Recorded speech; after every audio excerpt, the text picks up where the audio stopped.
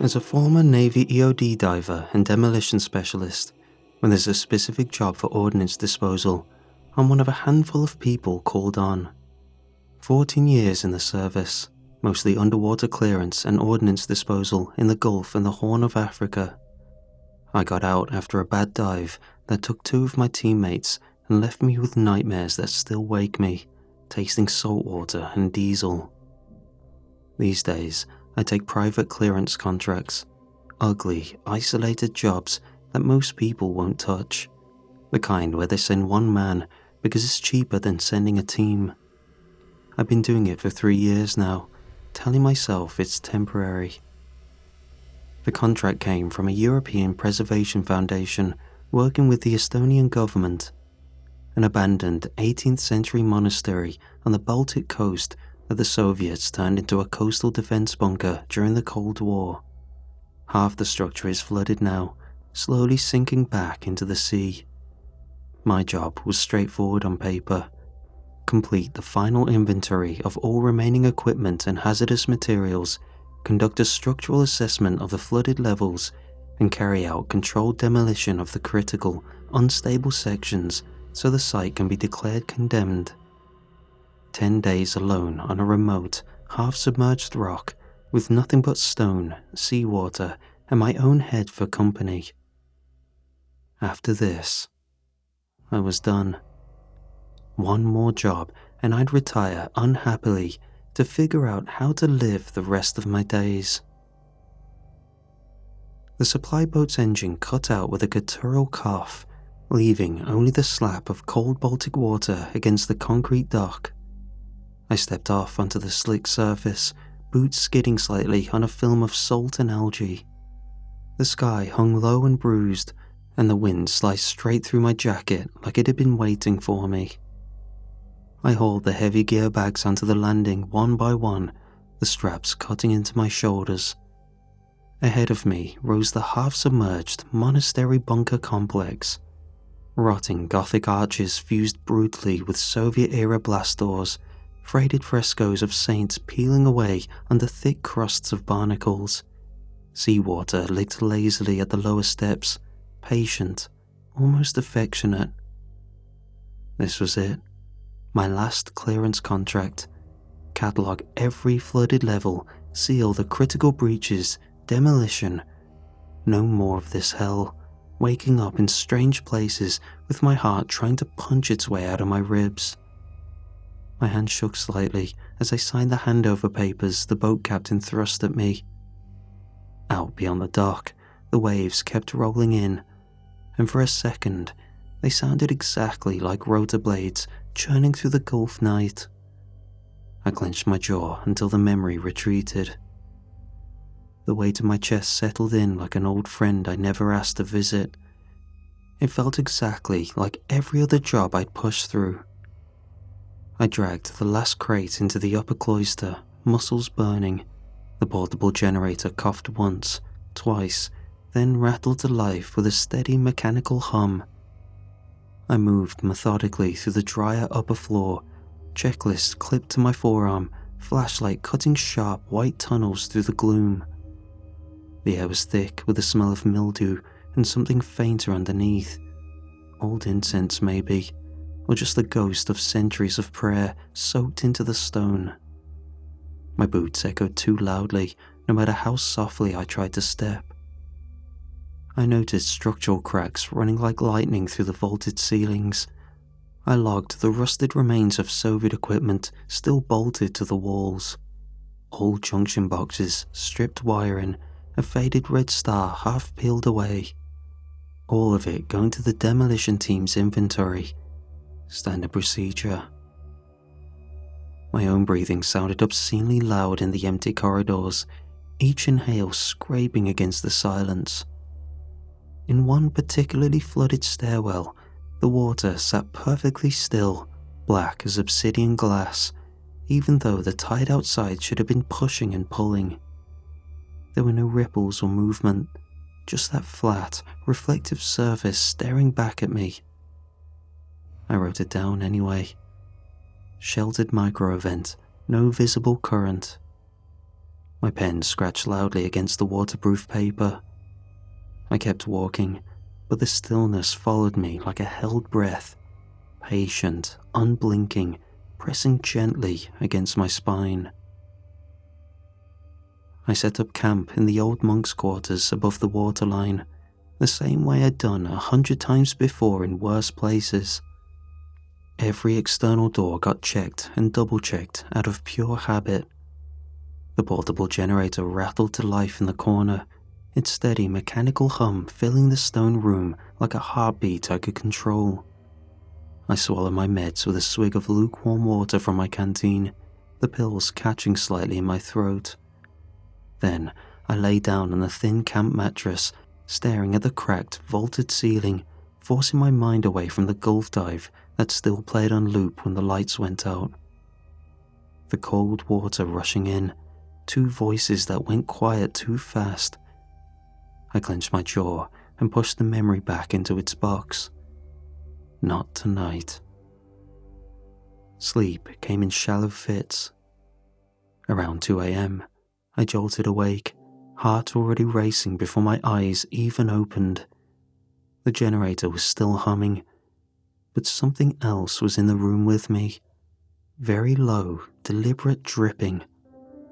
2 drops, pause, another 2 drops, pause. I sat up fast, sweeping the flashlight beam across the walls and floor. There were no wet patches on the stone, but the sound kept going anyway, steady and patient. It felt like it was matching up my heartbeat, rising as I tried to focus on hearing it, falling as I tried putting it out of my mind. I lay rigid in the sleeping bag, breath shallow, whispering under my breath like a prayer I didn't believe in. Just the old pipe settling, the building breathing, nothing more. The quiet after each drop felt heavier than any combat silence I'd ever known, like the entire monastery was listening to see what I would do next. Morning came cold. I geared up for the mid-level bunkers anyway, checking my flashlight and camera twice, telling myself this was still just a job, just another checklist. I began the systematic inventory of the mid-level bunkers just after first light, boots echoing down the long stone corridors. My camera clicked steadily as I photographed rusted Soviet machinery and faded civilic warning signs. Everything going into the report before demolition. The barnacles were the first thing that felt wrong. They grew across the lower sections of the walls in unnervingly perfect geometric patterns, tight spirals and interlocking angles that looked more like deliberate architecture than anything the sea should have made. I tried to ignore them and stay on the checklist, but my eyes kept drifting back. While kneeling to measure a hairline crack near the waterline, something happened. A cold, smooth sensation, like heavy wet fabric, brushed slowly across my gloved fingers just under the surface of the shallow pool. It lingered for half a second, almost curious, then withdrew. I yanked my hand back so hard I nearly lost balance, heart hammering against my ribs like it wanted out. The flashlight beam shook across the water, but there was nothing there. Just dark, still liquid, reflecting my own distorted face. Floating debris, I said aloud, voice steadier than I felt. I logged it anyway, the words scratchy on the waterproof paper. Possible seaweed or fabric fragment. The touch lingered on my skin long after I pulled away, cold and far too intentional. It stayed with me like a fingerprint I couldn't wipe off. By day 3, the mid-levels were finished, so I geared up with a heavier waterproof jacket and waded deeper into the flooded lower crypts. The water came up to my thighs almost immediately, colder than the Baltic had any right to be this time of year, cold enough to bite straight through the neoprene layers and settle into my bones. The headlamp cut a narrow white tunnel through the water that was strangely clear, almost crystalline, revealing every crack in the submerged stone steps. That was when I saw the strand. Pale, thin, delicate things drifted lazily in the gentle current, swaying like impossibly long seaweed caught in invisible tide. They caught the light with a faint, pearlescent sheen. I took one careful step forward, and the beam brushed across the nearest cluster. In perfect unison, the strands retracted, graceful, almost shy, pulling back into the darker waters as if they'd never been disturbed. I stayed still for a long time, water lapping at my hips. Unidentified organic matter, I muttered, voice echoing off the vaulted ceiling.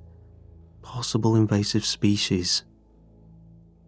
I logged it anyway, the words feeling small and ridiculous against the silence that followed. I kept moving, boots scraping over silk-covered stone.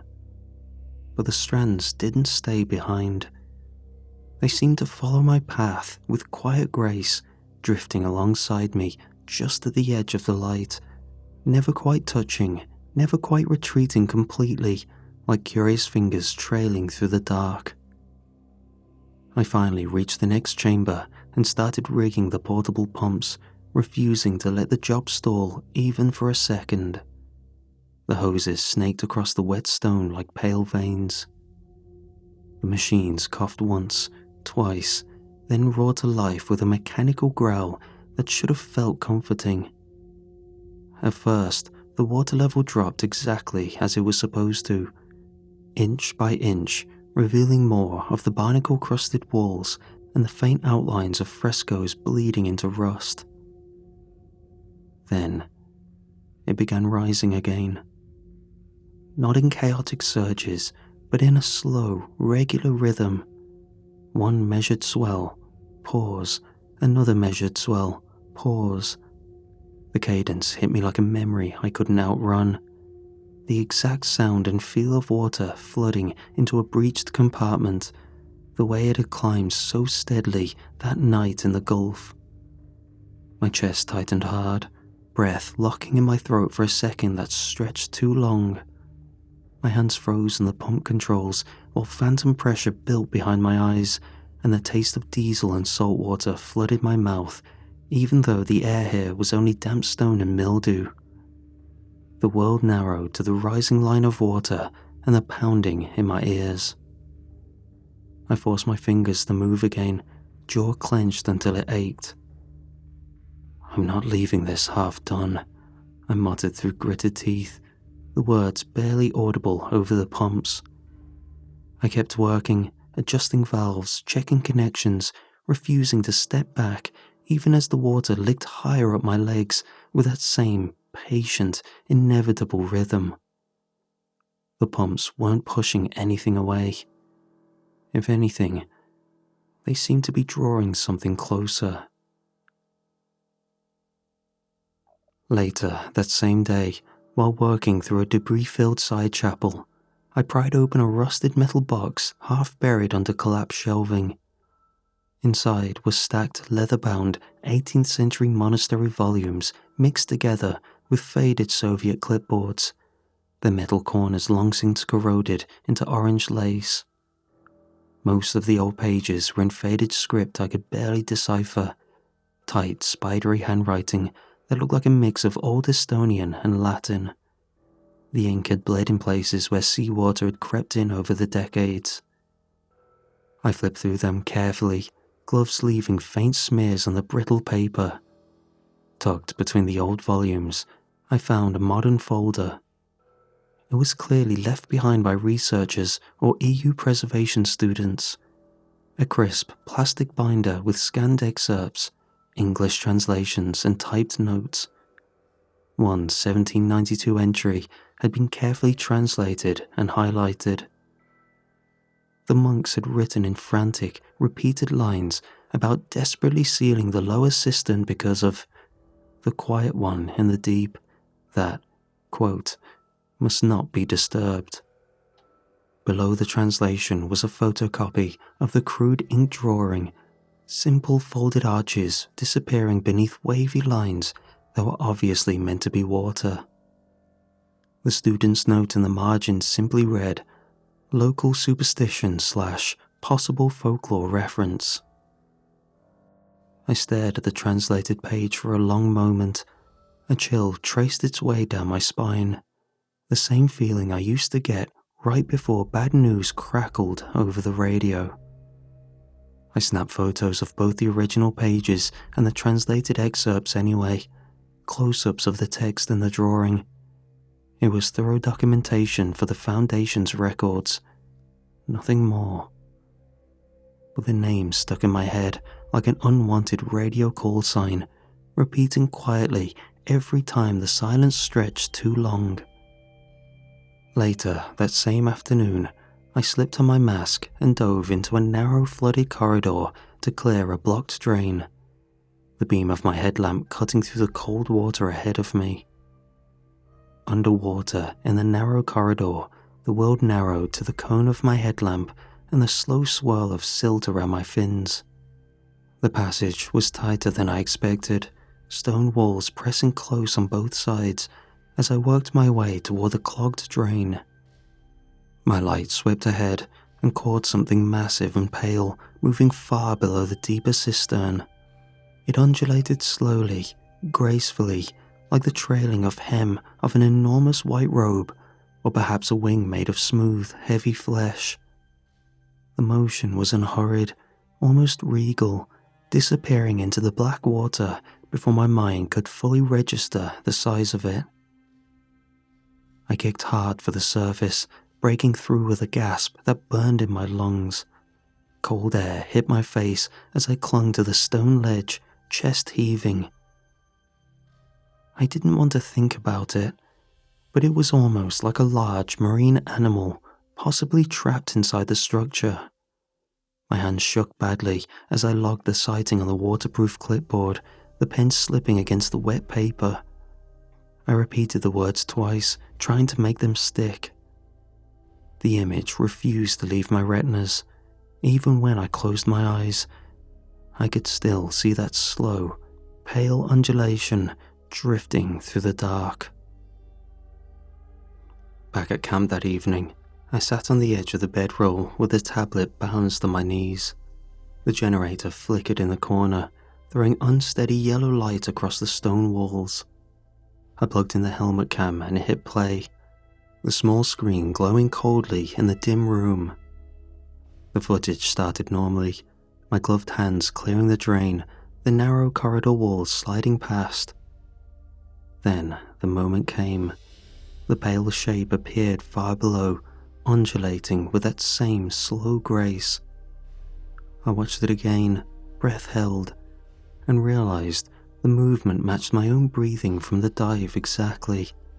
Every rise and fall of that massive form synced perfectly with the audio's inhale and exhale. When I'd breathed in, it had swelled. When I'd exhaled, it had settled. Not approximately, exact. I killed the video and sat there in the flickering light, the tablet screen going dark. That night, the dripping returned, each slow drop landing in perfect time with my heartbeat. Thump, drip, thump, drip, echoing softly somewhere in the stone around me. My back pressed against the cold wall, knees drawn tight to my chest. "Just finish the seals and get extracted," I whispered into the dark, voice rough. "I can still do this. I've pushed through worse." The words sounded small. The walls felt like they were listening, leaning in, absorbing every syllable with quiet, patient attention. I powered up the satellite phone to send my daily report, needing to hear another human voice, even if it was just the automated confirmation tone. The satellite phone crackled to life in my hand, the small screen showing a weak signal bar. I dialed the secure reporting line and waited for the connection, thumb tapping nervously against the casing. Static answered first, wet-sounding static that rolled like a distant surf. Then, underneath it, came the tones, Slow, mournful sounds threaded through the interface, almost like chanting made of water and grinding stone. Not words exactly, but something rhythmic and ancient, rising and falling in long, liquid phrases. They carried a strange dignity, like a funeral hymn sung in a language the ocean had invented. I lowered the phone and stepped to the top of the stairs leading down to the flooded levels. When I shone my light downward, the water appeared higher than it had been that morning, clearer, almost luminous. The surface barely rippled, yet something large was obviously displacing it from beneath, creating a subtle, constant pressure that made the whole stairwell feel alive. My heart started racing. I slammed the phone off so hard the casing creaked. The mournful tones still lingered in my ears, as if they had all the time in the world to wait for me to understand.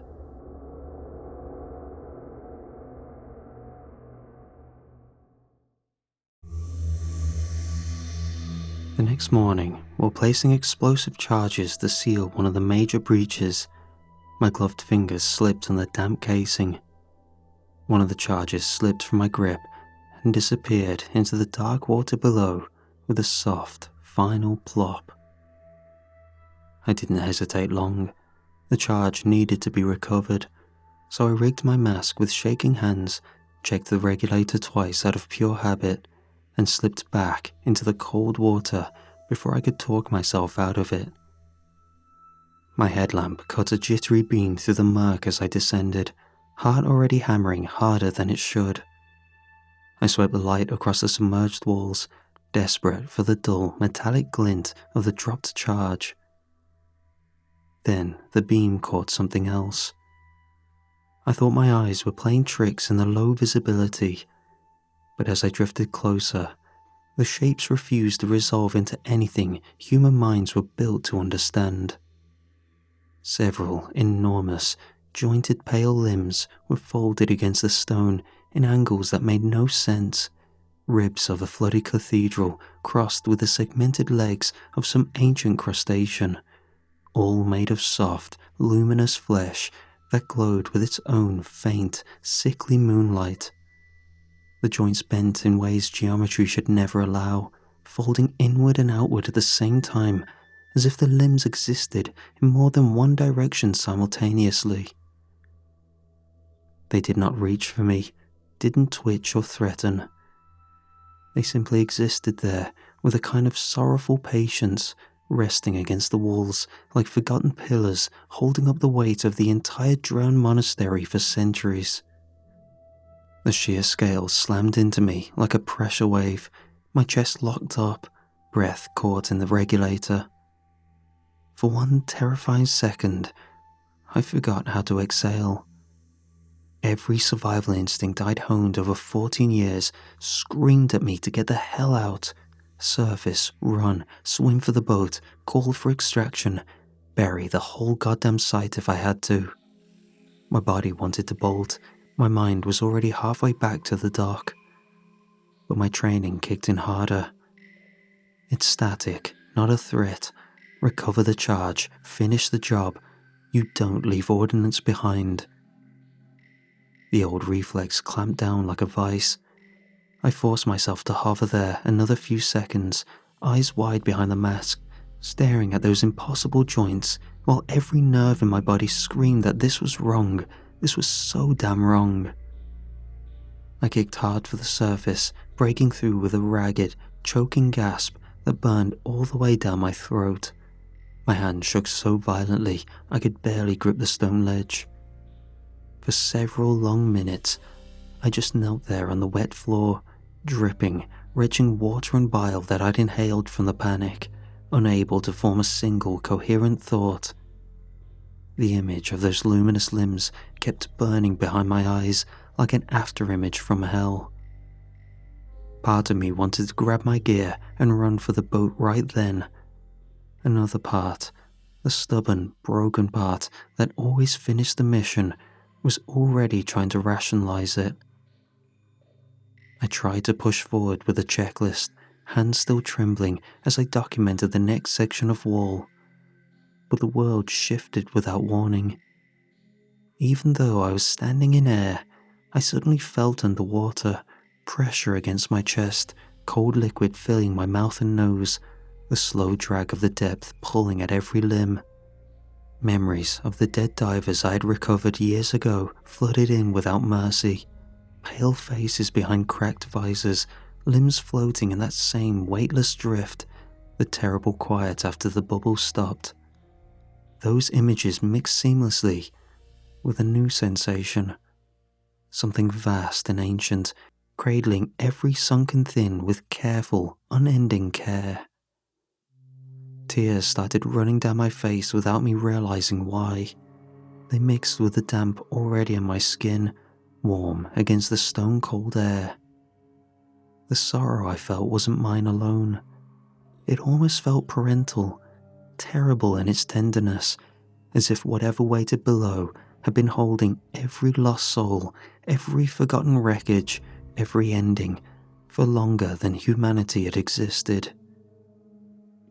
I wiped my eyes roughly with the back of my glove and kept writing, but the lines on the waterproof page began to look wrong. The straight checklist marks curved and folded into the same impossible angles I had seen underwater, as if my own handwriting was trying to imitate those luminous limbs. I stared at the page until the pen slipped from my fingers. It felt like all forms of self-autonomy faded.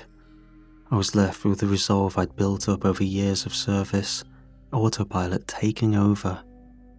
I doubled down hard. Every pump I still had was dragged into the lower levels, hoses snaking across the flooded floors like pale intestines. I worked with mechanical fury, welding plates over breaches, setting charges, cranking valves until my shoulders burned. The generator outside screamed under the strain, but I kept pushing, refusing to slow down for even a second. Every time I activated another pump, the presence grew more aware of me. I could feel it in the way the water changed, not churning but listening. The stone walls themselves began to breathe in a slow, majestic rhythm, expanding and contracting with a depth that made the entire monastery feel like a single living lung. But not hostile, just overwhelmingly sad, as though the building itself mourned what I was trying to do. My hands wouldn't stop shaking. The welding torch jittered in my grip, throwing wild shadows across the dripping stone. But I refused to stop. I growled into the darkness between clenched teeth, voice raw and echoing off the vaults. My words of affirmation sounded pathetic, even to me, small and brittle against the vast, patient sadness pressing in from all sides. I couldn't face the deep chamber again, not after what I'd seen. So I told myself I'd finish the job from the opposite side, a narrow side passage I'd mapped earlier, one that stayed shallow and away from the main cistern. Safer and contained. I'd set the last charges there, seal the breach, and get the hell out. My hands were still shaking from the dive, but I forced them steady. This was still just one last job.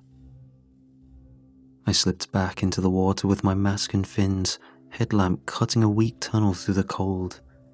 The passage felt familiar at first, tight stone walls, silt stirring under my kicks. I kept my eyes fixed on the crack I needed to weld. Then, the water changed.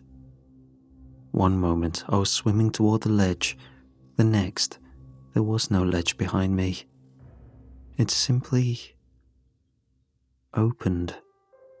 No surface above me, only endless liminal expanse of black water stretching in every direction, perfectly still, perfectly clear.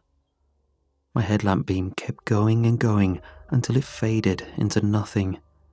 There were no walls or ceilings around me, no way back, just infinite depth and the slow, heavy pressure of something ancient noticing me. I spun in panic, kicking hard for where the entrance should have been. Nothing. My breath roared loud in the regulator. I was floating in a place that had never been part of the monastery, a place the monastery had only pretended to contain. I looked back. The entity was already there. It filled the void like a drowned cathedral given flesh. Pale, impossible limbs unfolded in slow, majestic arcs, ribs and arches and jointed columns of luminous soft tissue that should not bend the way it did. They cradled the darkness itself, and at the center, something like a throne or a cradle or a weeping mother waited, vast and sorrowful, and patient. It knew. In that moment, I understood with terrible clarity that this was what the old monks had secretly worshipped in their hidden rites, not saints or gods. This, the quiet one in the deep. And it knew exactly why I was here. The charges, the pumps, the seals. This was its last chance to save itself. The great limbs opened. They simply parted like curtains of living moonlight, and my mind was pulled inside. The visions came in a flood, hallucinogenic, cosmic, biblical. I saw the monastery as it had been in 1792, candlelight flickering across the same stone, monks on their knees before this presence, singing hymns of drowning and rebirth while the sea rose around them.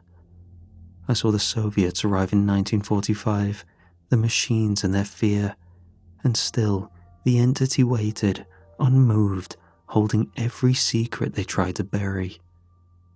I saw my own life, the Gulf dive, the two men whose names I still whispered in my sleep, their bodies drifting in the dark just as gently as these limbs now held me. I felt a motherly love on a scale that made my chest ache. It wasn't at the level of human tenderness, but on a scale that filled me to overflow. The love of an ocean for every wreck it had ever claimed, every soul it had ever cradled, every ending it had ever witnessed without judgment. It showed me futures where the monastery was demolished, and it was sealed forever beneath concrete and rubble, dying slowly, alone. It showed me the alternative. Acceptance, release, the peace of simply being allowed to remain. The visions appealed to the deepest wound in me, the part that had spent 14 years trying to seal every loss, every failure, every memory behind steel and procedure. Here was something older than grief that offered to hold these things instead, to cradle them the way it had cradled oceans and civilizations and the quiet deaths of divers no one ever recovered. Cosmic and biblical and intimate all at once, the flood that never ended, the ark that was the sea itself, the God that did not demand worship, but only asked to be seen. Tears streamed inside my mask. I was screaming without sound. My training still screamed at me to finish the seals. My mind screamed louder that something should never be witnessed. And yet, here I was, witnessing in return. I hung there in the infinite water, tears and seawater indistinguishable, the great pale limbs closing gently around the edges of my vision, like a cradle. I came out of the visions gasping, suddenly back in the physical chamber with water already surging up to my chest. Pure survival instinct slammed into me like a breaker wave. I thrashed toward where the exit should have been, mask fogging badly, regulator screaming in my ear with every desperate breath. For the first time, I yelled at it out loud, my voice raw and cracking even underwater. Get the hell out of my head. I'm not your damn priest. This is my last job. I'm supposed to seal this place and walk away. My hand shook so violently I could barely grip the last charges.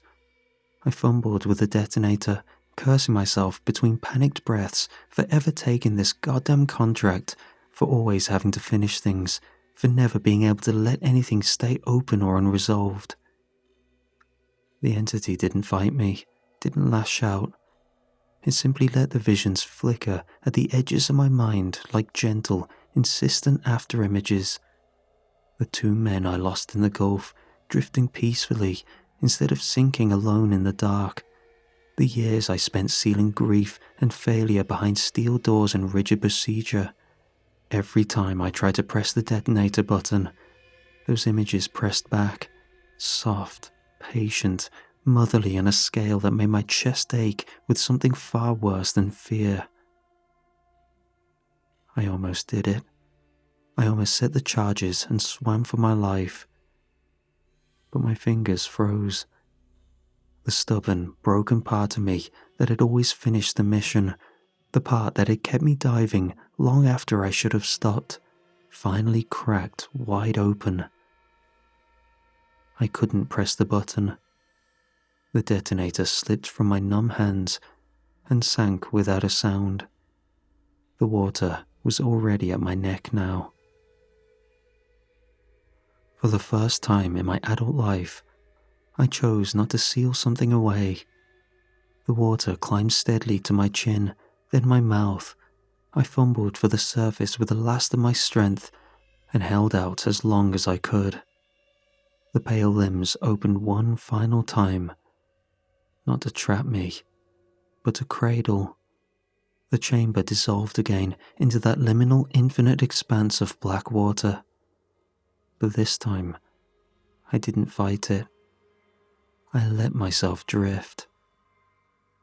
I felt the entity's sorrowful, cosmic tenderness surround me completely. It was the same motherly love that had held entire oceans, forgotten civilizations. Eons of compassion were instilled in me all at once. It knew exactly why I had come here. The charges, the seals, the need to finish one last job. It knew what I had done to myself for years, how I tried to wall off every grief and failure behind work. And in its quiet, majestic way, it offered me the one mercy I'd never been able to give anyone, including myself. Release from the need to contain everything. I closed my eyes until the water closed over my head. The last sound I made was my own breathing, slow, deep, and finally sinking forever with a quiet one in the deep. I became the last monk, the new keeper, willingly held. I woke up on the rocky shore outside the monastery complex, coughing up seawater onto cold, sharp pebbles. The sky was flat, lifeless grey of early morning. Small waves lapped gently a few meters away. My gear laid scattered around me, one boot missing, flashlight cracked but somehow still working. No cuts or bruises or any marks on my skin at all. Just a heavy taste of salt in my mouth and a thick, dreamlike fog pressing behind my eyes. I sat up slowly, every muscle aching, and stared at the half-submerged structure in the distance. It looked exactly as it had when I first stepped off the boat. Rotting Gothic arches fused with Soviet blast doors, faded frescoes peeling under barnacle crust, seawater still licking lazily at the lower steps. Nothing looked collapsed or even disturbed. There were no signs of flooding beyond the normal tide line, no debris from charges or scorch marks, no evidence that anything unnatural had happened at all. Was any of it real? The visions, the infinite black water, the pale, impossible limbs, that overwhelming, motherly, cosmic sorrow. It all felt too vivid to be a hallucination, yet too impossible to have actually occurred. My mind kept trying to do what it had always done. File it away, label it, contain it. Stress, bad air, oxygen toxicity. just another trauma to seal. But the memory of that gentle, eternal cradle refused to be locked down. It lingered like warm water against cold skin. For what felt like hours, I just sat on the rocks, watching the silent monastery. I had a decision to make. I could call in right now, report the job complete, tell them the inventory was finished, the critical breaches sealed as best as one man could manage, and recommend the demolition team proceed. No one would question it. The reason I was handpicked for the job was that I was highly trusted in this line of work. I'd get paid, the contract would close, and I could finally walk away like I'd promised myself. Or I could go back inside, check the lower levels, see if the charges were still armed, see if the quiet one was still waiting down there in the dark. The thought made my stomach twist with raw fear. I couldn't tell if it was the strange god's mind tricks working, or my steel resolve had finally broken. But in the end, I chose the easier path. I powered up the satellite phone with wet, clumsy hands and made the call. My voice came out steadier than I felt as I told the coordinator the job was complete. Site prepped, final report will be filed by end of day. You can send for evac. I hung up before they could ask too many questions. As I sat there, watching the waves roll in, I kept thinking about what I might have left unchecked, about what I might have just condemned to silence beneath concrete and rubble, about whether I had appeased the only thing that had ever offered to hold my own broken pieces without asking me to seal them first, or if I just doomed the future to its true motives. But I was just one man, one tired, scarred man who had spent his whole life trying to contain things that were never meant to be contained. Some weights were simply too heavy, some endings were never mine to decide. I stood up slowly, gathered what gear I could carry, and started walking toward the pickup point. Behind me, the half-submerged monastery waited in silence, beautiful, rotting, and perhaps still quietly breathing. I didn't look back.